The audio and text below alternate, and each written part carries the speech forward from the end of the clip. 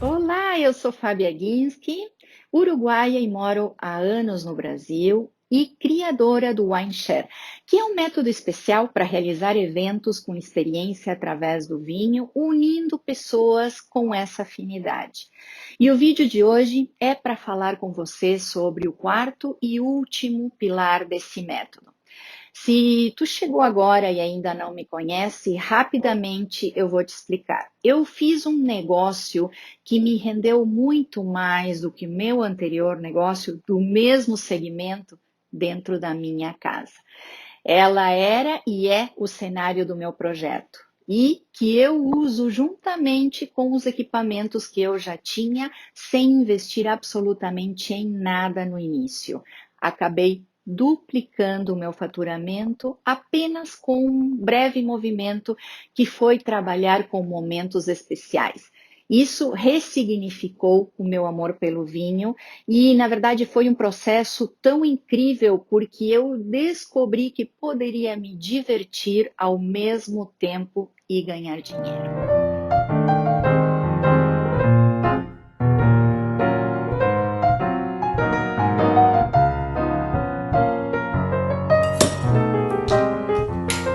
E você deve estar se perguntando, mas se é tão bom, por que vai compartilhar? Primeiro, porque o nome WineShare significa compartilhar o vinho, mas principalmente porque eu senti na pele o que é estar sozinha, descobrindo coisas que algumas pessoas guardavam e seguravam com elas, como se fossem, né, segredos ocultos. Porque se eu tivesse tido a oportunidade de ouvir alguém passando as dicas que eu estou passando, com certeza eu iria reduzir em muito tempo que eu levei. Mas isso é um privilégio estar aqui, poder dividir com vocês, pessoas que tenham atitudes e queiram entrar nesse segmento que é tão humano. Ou talvez, se já estão dentro do segmento, queiram fazer esse mesmo movimento que eu fiz.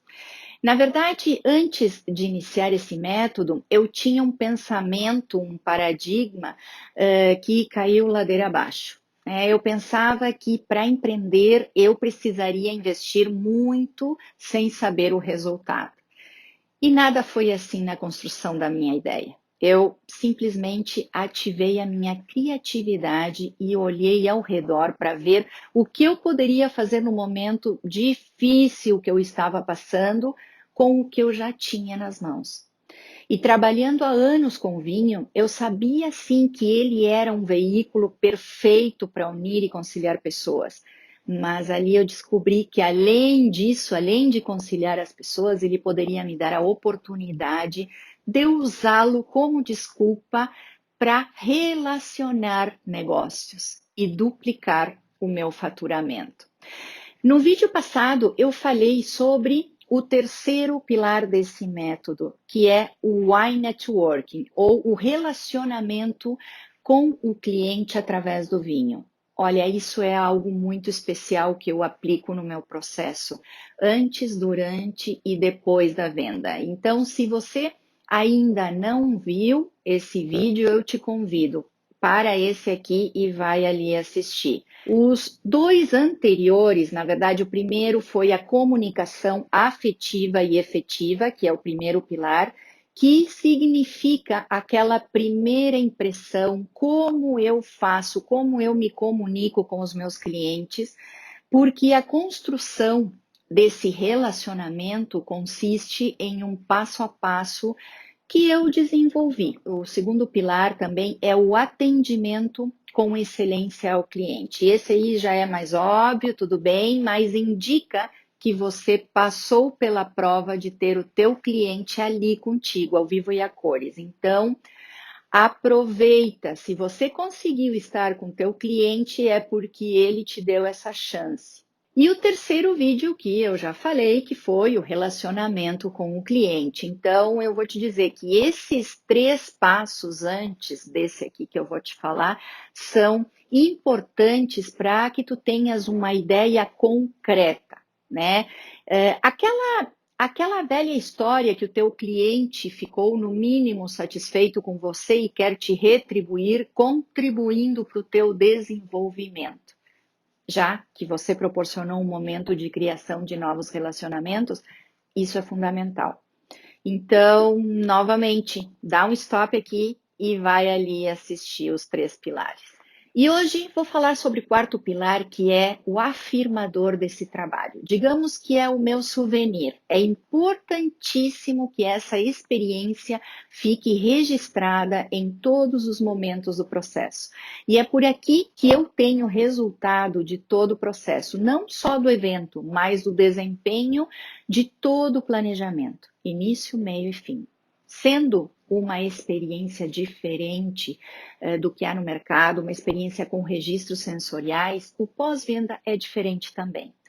Normalmente, a maioria das empresas funciona com uma pesquisa de satisfação e está tudo bem, né? Quando você recebe o feedback assim, sorte a sua. Porém, nem sempre temos as respostas dessas pesquisas. Ela não é muito eficaz para ter o real retorno. Por quê? Porque é um número mínimo de pessoas que respondem, a não ser que a experiência tenha sido de ruim para péssimo. Aí sim, você tem a caixa cheia de e-mail com respostas, com pesquisas. Pode crer que vai chegar até você essa resposta rapidinho. Aliás, eu sou uma fiel preenchedora de pesquisa. Gente, seja qual tenha sido o atendimento, eu sempre falo onde podem melhorar. E é por isso que eu peço sempre às pessoas que não desmereça o retorno dessa informação. É importante colocar a nossa opinião ali. Precisamos saber que respondendo com sinceridade, estamos ajudando cada vez mais a melhorar o atendimento no nosso país. E na verdade é só colocar um tempinho ali, é como se a gente estivesse rolando o feed do Insta, mas ajudando alguém. Esse pilar foi o responsável pela manutenção aprimorada do meu trabalho. A cada evento que eu recebia feedback, eu transformava literalmente os projetos que estavam no rascunho ou na gaveta. Como assim? Todos nós tentamos de uma forma ou outra fazer com que as nossas propostas deem certo. Porém, isso é o que nós queremos. Nem sempre os nossos olhos veem tudo, muito pelo contrário. Nós precisamos de ajuda dos nossos queridos clientes e equipe para entender quais são os nossos pontos fortes e os nossos pontos fracos. E assim ajustar a nossa ferramenta. Porque os teus pontos fortes, eles se destacam imediatamente, né? Onde? Na concorrência. E você precisa atualizar sempre. Por quê? Porque tem aqueles que copiam tudo, então isso é fato. No fim, a gente precisa aceitar não só porque dói menos, senão porque ganhamos mais tempo à frente inovando, já que inovamos sempre. Os pontos fracos, ninguém quer, né? Então, precisamos aprimorar e errar menos, porque ninguém é passível de erro. Mas vamos ao quarto pilar, que é o que afirma o meu movimento nos próximos eventos. Não somente pelo atendimento, que realmente precisa ser incrível, mas pelas mudanças que são feitas corrigindo as anteriores, né? Então, antes de te contar o meu pós-venda, eu preciso te dizer que eu tenho 3 mandamentos mais que especiais. Na verdade, eles são sagrados para mim. E eu vou te contar.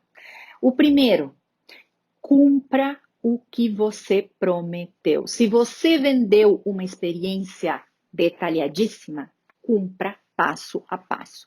Para isso temos um checklist, também tem um vídeo que falei sobre isso. Então, mãos à obra, vamos usar.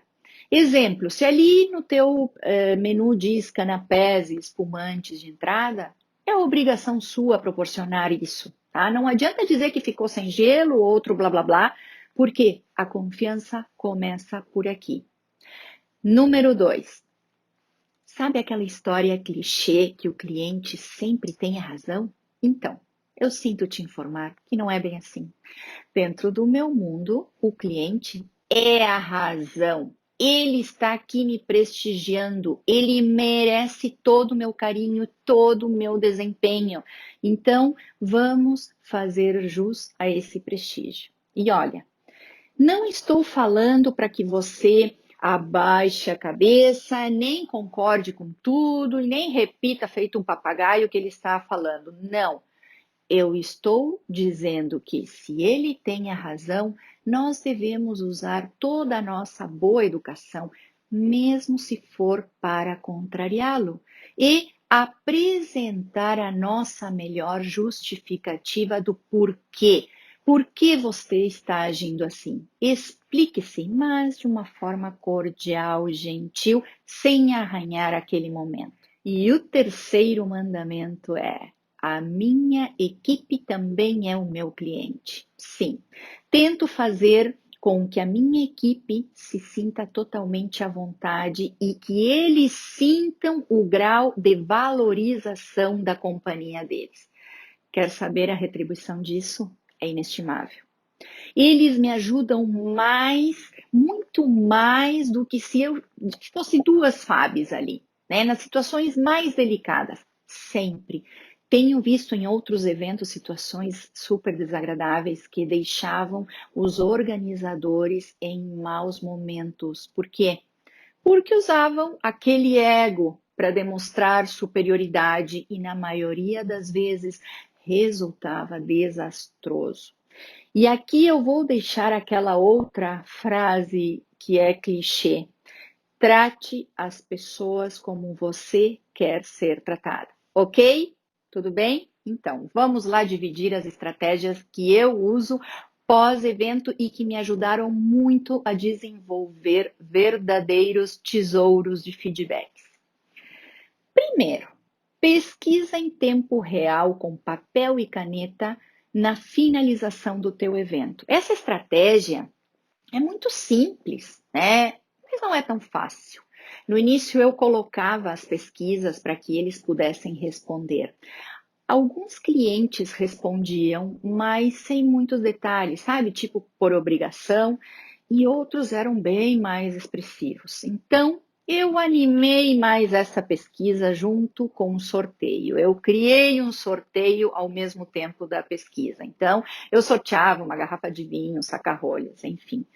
Geralmente, as pessoas que eram clientes antigos já tinham a confiança de falar o que achavam. Então, eu não pedia para eles, né? Não repetia esse trabalho, somente colocava a pesquisa aos novos clientes. E olha, isso deu muito certo, porque eu percebi, além de já saber, mas eu percebi ali, em loco, que o vinho deixava muito mais agradável. E eles escreviam coisas lindas e maravilhosas, mas esqueciam de falar dos detalhes, aqueles que eu precisava saber.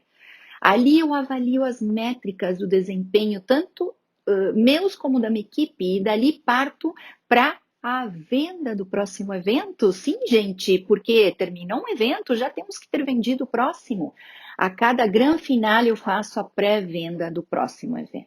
Pesquisa por e-mail um dia após o evento, nem um dia mais. Ali eu coletava tudo o que não tinha captado no dia anterior. Geralmente as pessoas em casa, na frente do computador, elas se expressam com mais tranquilidade, facilidade para lembrar de algum detalhe que não colocaram ali. Então, pessoal, o e-mail, se ele for bem utilizado, é uma ferramenta incrível para todos os passos da experiência. Mas veja bem, saiba fazer as perguntas certas para as pessoas certas. Ah, mas não é para todos, Fábio. Sim, é para todos, mas se por acaso você quiser focar respostas de pessoas especiais daquele evento, como por exemplo, seu João, o senhor gostou da companhia que escolhi para ficar ao seu lado? Porque o seu João é solteiro e você colocou ali a Maria, que também é solteira, então você precisa sim manter uma conversa personalizada com aquele prospecto. Bah, Fábio, mas se eu tiver que fazer isso, vou precisar de muito tempo. E aí eu te falo que essa é uma das táticas que eu falei no terceiro pilar sobre relacionamento personalizado. Depois que você faz essa aproximação, fica muito mais fácil captar novos convidados para os teus próximos eventos.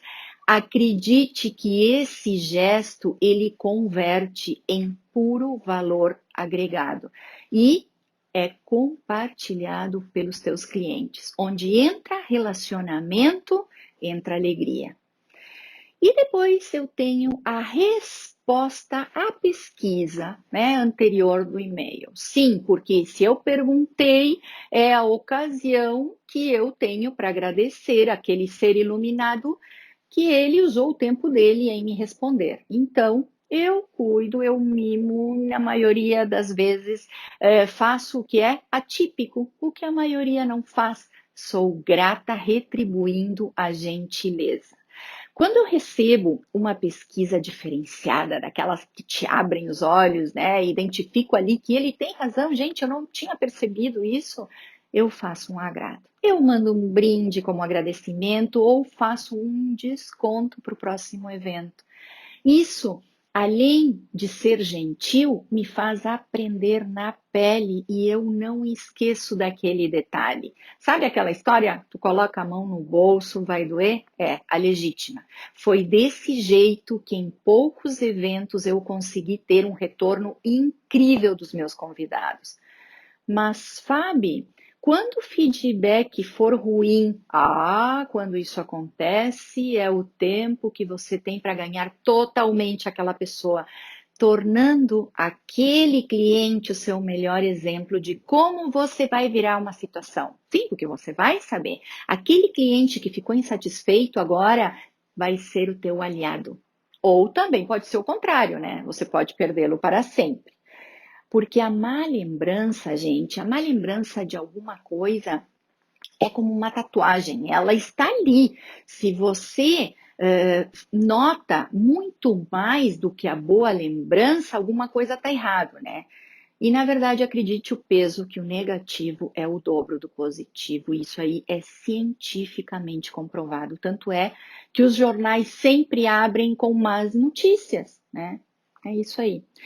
Essa chave que vira uma situação, só você pode usar, utilizando o quê? A empatia, escondendo o ego. Sim, porque todos temos ego, ninguém gosta de sentir aquela sensação de insatisfação da outra pessoa sobre o nosso trabalho, que a gente fez com tanto carinho. Porém, se você tiver uma percepção mais neutra, se colocando no lugar dele, vai ficar muito mais fácil conseguir o apoio. E ainda por cima, vai aprender com esse registro desagradável que ele teve sobre você. Sim, porque ele pensou algo ruim.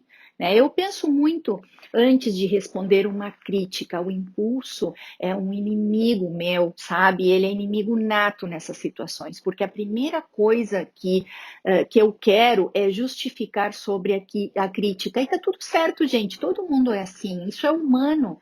Mas o melhor disso é fazer um aproveitamento total da situação ao seu favor. Eu respiro, faço um momento de avaliação e preparo a minha resposta de acordo com o que eu gostaria de ouvir se fosse o contrário.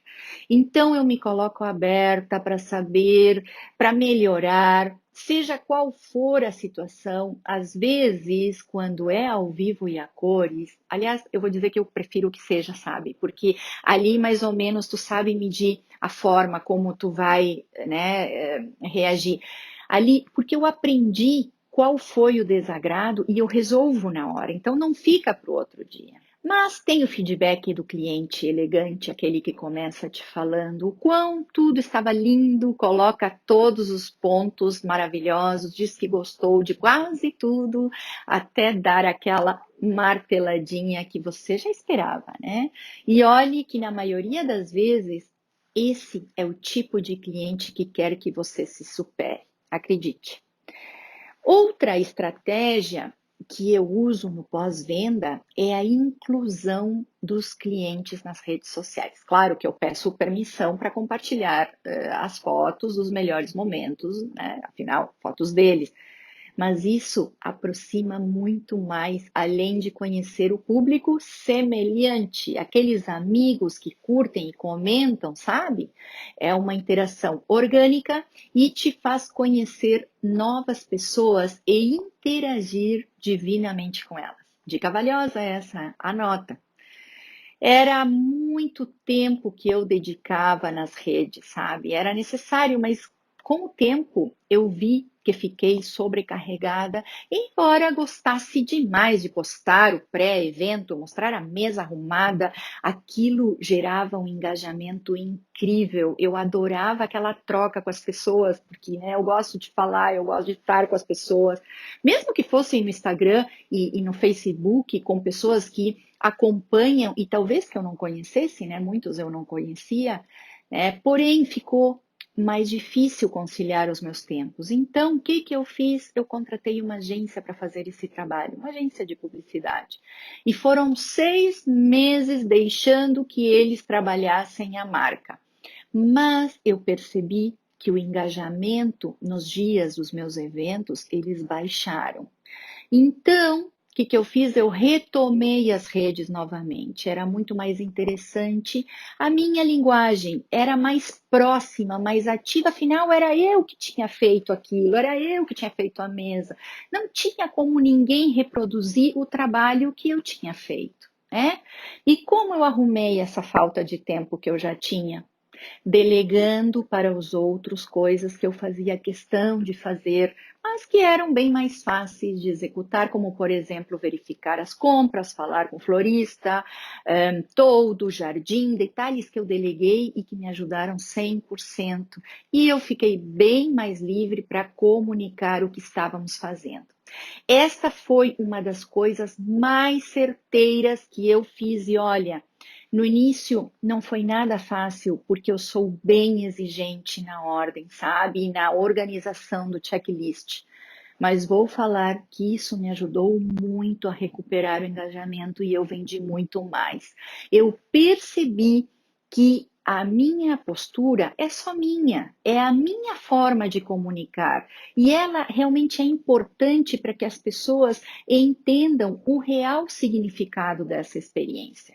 Então, eu decidi ali ter ajuda novamente nas redes, mas somente para ajustar os conteúdos, para revisar o texto e não para colocar detalhes frios sem significado, porque nós somos o nosso conteúdo, né? Mas se nós não sabemos, talvez, expressar o nosso conteúdo, nós pedimos ajuda. Olha, tá errado. E eu vou dizer para vocês que eu, como uruguaia, eu sofri muito, muito para escrever mais ou menos bem alguma coisa no português e eu sempre quando eu escrevo um texto eu leio muitas vezes para ver se ele está correto ou não, mas agora eu já tenho ajuda para fazer isso, então já é uma coisa a menos, mas toda e qualquer informação passa por mim antes de ser redigida,